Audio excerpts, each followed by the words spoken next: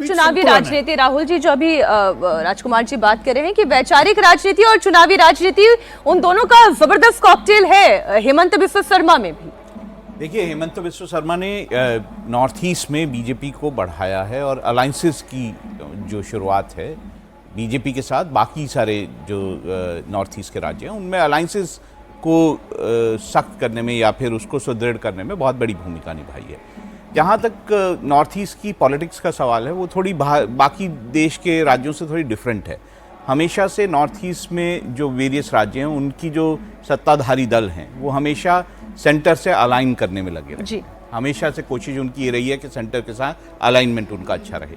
आपको याद होगा प्रफुल्ल कुमार महंता की जो सरकार थी एजीपी मतलब असम गण परिषद की, उस समय भी वाजपेयी के समय में एजीपी ने बाकायदा सेंटर में वाजपेयी के साथ मतलब एक अलायंस किया था और वो स्टेट में एक दूसरे के खिलाफ लड़ते थे कई बार और सेंटर में जो है वो पार्ट थे एनडीए का। तो अलाइनमेंट हमेशा से रहा है। अब उसमें ऐड क्या हुआ है, एक तो हेमंत बिस्वा शर्मा जैसा स्ट्रांग लीडर ऐड हुआ, दूसरा हिंदुत्व की बात ऐड हुई है, तीसरा वहाँ पर जो आप ये कह सकते हैं कि वहाँ पे जो डेवलपमेंट हुआ है वो ऐड हुआ है। तो ये सारा कॉम्बिनेशन मिलकर वहाँ पर लोगों की जो एक कोशिश है या पार्टियों की कोशिश है कि सेंटर से अलाइन रहना है, ये सारी एक साथ मिलकर जो है वो बीजेपी की सक्सेस की कहानी है। बहुत ज्यादा वक्त अब बाकी नहीं है, 10 बजकर तकरीबन 38-40 का वक्त हो रहा है और अब से करीब 1 घंटे के अंदर ही आप तस्वीर देखेंगे जब भारत के प्रधानमंत्री नरेंद्र मोदी मौजूद होंगे गुवाहाटी में और हेमंत बिस्वा शर्मा शपथ लेते हुए आपको मंच पे दिखाई देंगे। अभी जो तस्वीरें आप देख रहे हैं वो उस प्रांगण की तस्वीरें हैं जहां पर आज ये शपथ ग्रहण समारोह होना है। मंच सजकर तैयार हो गया है, जो बीजेपी के कार्यकर्ता हैं वो भी यहां पर पहुंच रहे हैं, बीजेपी शासित राज्यों के मुख्यमंत्री यहां पर पहुंच रहे हैं, एनडीए शासित राज्यों के मुख्यमंत्री के पहुंचने का सिलसिला यहां पर शुरू हो गया है। और दिलचस्प बात यह है कि मां कामाख्या की धरती है, इसलिए जो भी आज शपथ ग्रहण समारोह में शामिल होने के लिए पहुंचेगा वो पहले कामाख्या के दर्शन करते हुए पहुंचेगा। एनडीए की अगर हम घटक दलों की भी बात करें, वो तमाम नेता भी आपको इस मंच पर दिखाई देंगे। अभी थोड़ी देर पहले मैंने राजीव रंजन उर्फ ललन सिंह को देखा, वो भी कामाख्या मंदिर पहुंचे, वहां पर उन्होंने प्रणाम किया। तो ये एक तरीका है और ये सिर्फ ताकत का मुजाहिरा नहीं है। देवेंद्र, ये आप कह सकते हैं कि एनडीए किस तरह से चुनाव लड़ती है, कैसे अपने सहयोगियों को साथ लेकर चलती है, कैसे वो नामों का चुनाव करती है जो उनकी विचारधारा के साथ साथ विकास की भी राजनीति कर सके। ये आज सब कुछ एक मंच पर एक बार में ही प्रदर्शित हो जाएगा।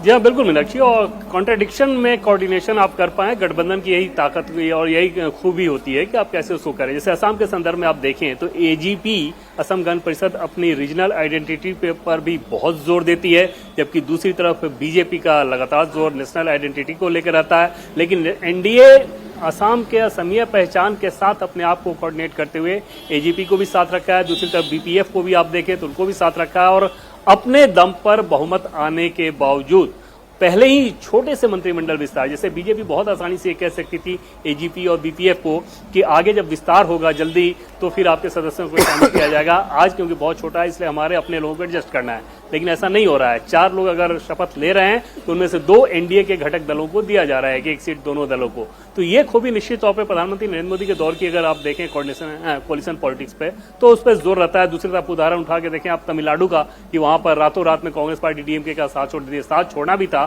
तो डीएमके को भरोसे में लेकर छोड़ा जा सकता था, लेकिन उस काम को कांग्रेस पार्टी ने नहीं किया, जिसके चलते उनके अपने एलाइज के अंदर असंतोष उभरा। तो बीजेपी उस काम को बखूबी करती है। आज भी आप यहाँ एयरपोर्ट से जैसे आप बाहर निकले गुवाहाटी एयरपोर्ट से, तो जो नेताओं के होर्डिंग्स लगे हैं उसमें ऐसा नहीं है कि सिर्फ प्रधानमंत्री मोदी के या गृहमंत्री अमित शाह के या बीजेपी के राष्ट्रीय अध्यक्ष नितिन नवीन जी के या राजनाथ जी या हेमंत बिस्वा शर्मा के होर्डिंग लगे हैं, बल्कि एक एनडीए का नेता, वो चाहे वहां पे पवार हो या फिर नॉर्थ ईस्ट के कोई नेता हो या शिंदे हो या बिहार के सम्राट चौधरी हो, एक एनडीए के नेता का होर्डिंग लगा हुआ है। और 2 चीज उसमें बहुत खास नजर आ रही है, एक तो ये सारे होर्डिंग्स और दूसरी तरफ कम से कम 20-30 जगह ऐसे थे जहां पे असम के लोकल कल्चर से संबंधित वहां पे नाच गाने डांस और वहां के लोक नृत्य वाले सारे कार्यक्रम हो रहे थे। तो असमिया पहचान, असमिया कल्चर को साथ रखना, अपने संगठन को मजबूत रखना, एनडीए घटक दल को मजबूत रखना, पॉपुलर फेस रखना, डेवलपमेंट करना और नैरेटिव चलाना, ये सारी चीजें ऐसी थी जो कि इस खूबसूरत तस्वीर को बना रही है। मीनाक्षी, बात आप बिल्कुल ठीक कह रहे हैं, लेकिन जब आप इस आइडेंटिटी और कल्चर की करते हैं दत्ता जी, मुझे याद आ रहा है आज से 10-12 साल पहले जब मैं आसाम गई थी, तो खास तौर पर अपर आसाम की अगर बात करें तो वहां पर एक टेंडेंसी थी कि ये बंगाली एसएमईस है, ये बिहारी एसएमईस है, ये मारवाड़ी एसएमईस है, क्योंकि मैं भी वो मारवाड़ और एसएमईस वाला कॉकटेल हूँ। तो ये वहां पर एक लोगों के अंदर चलन सा था कि क्योंकि मारवाड़ से कनेक्शन है, क्योंकि बिहार से कनेक्शन है, तो ये अपने नहीं है। लेकिन वो जो दूरी है वो धीरे धीरे धीरे धीरे करके बीजेपी के शासन में कम होती चली गई। ये कैसे हो पाया? ये इसलिए हो पाया क्योंकि जिस तरह का सुशासन हुआ, और पहले की अहोम अगर आप देखेंगे, आसाम अगर देखेंगे तो रक्त रंजित राजनीति रहा है। हर दिन बॉम्ब ब्लास्ट होना, आतंकवादी हमले होना, उल्फा का, फिर आपके NACN का, बोडो लिबरेशन फ्रंट, कितने सारे आतंकवादी गुट थे जिन्होंने मतलब एकदम हाहाकार मचा के रखा था। मैंने गुवाहाटी शहर को जलता हुआ मैंने देखा है। कोकराझार पे तो हर दिन रक्तपात मचता था, हुजाई पे हर दिन रक्तपात मचता था। तो कहीं ना कहीं पे लगता था कि एकदम पूरा खंडित हो गया है, पूरा बिखर गया है असम।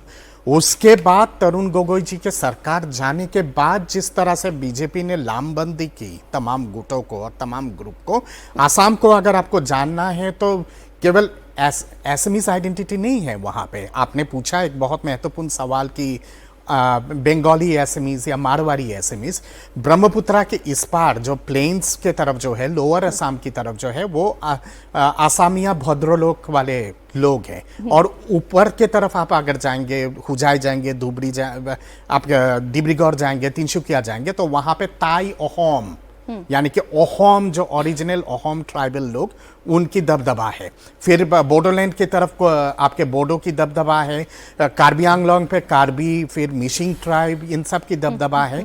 बराक वैली पे आप अगर आएंगे तो बराक वैली बिल्कुल बांग्ला आइडेंटिटी है वहाँ पे। बराक वैली पे बंगाली हिंदू आइडेंटिटी है। आपके सिलचर, हाइलाकंदी, ये तमाम जितने एरिया है।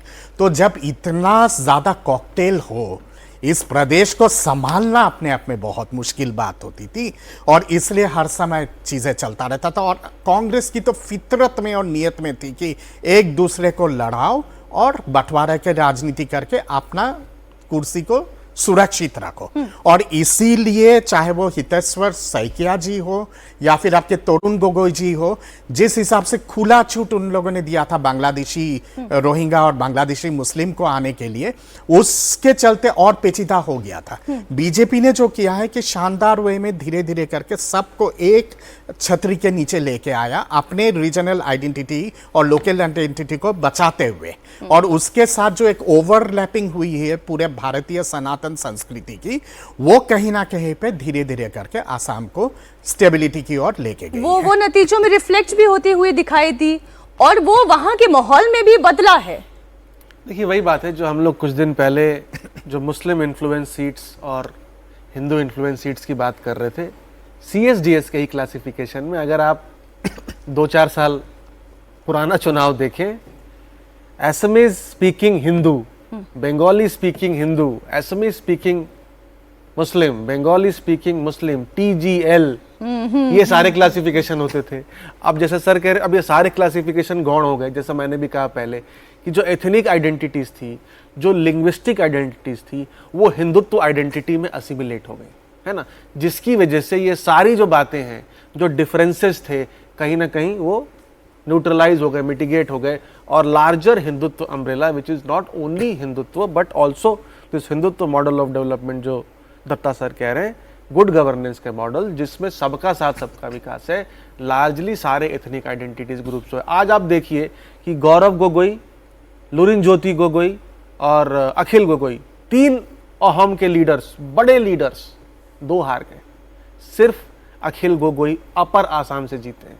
तो जो एक ये पैटर्न था कि अपर आसाम से ही चीफ मिनिस्टर होगा, अब चीफ मिनिस्टर लोअर आसाम से है, और अपर आसाम में गोगोई फैमिली या अहोम समाज का दबदबा है, कहीं ना कहीं वो भी अब न्यूट्रलाइज हो गया पूरा। ये तस्वीरें हम जो लगातार देख रहे हैं, और नायब सिंह सैनी को भी जो मैं देख पाई हूं वो भी वहां पर पहुंच गए हैं, और एक एक करके तमाम चेहरे दिखाई देंगे। हालांकि अभी कुछ तस्वीरें तो बड़ी दूर से हैं, पर इतनी इंपॉर्टेंट बात अभी दत्ता जी ने जहां से शुरू की और अमिताभ जी उसे आगे बढ़ा रहे हैं। नायब सिंह सैनी की ये तस्वीर, हरियाणा के मुख्यमंत्री।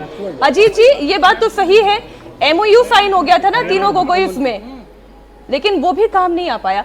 ये जो काम बीजेपी कर पाई कि पूरे हिंदू मॉडल को एक अम्ब्रेला के नीचे लेकर आना, बिहार में भी वो जो जातियों में भी जो सब कैटेगरीज है, उस सब कैटेगरी के भी लोगों को अपने साथ साध लेना।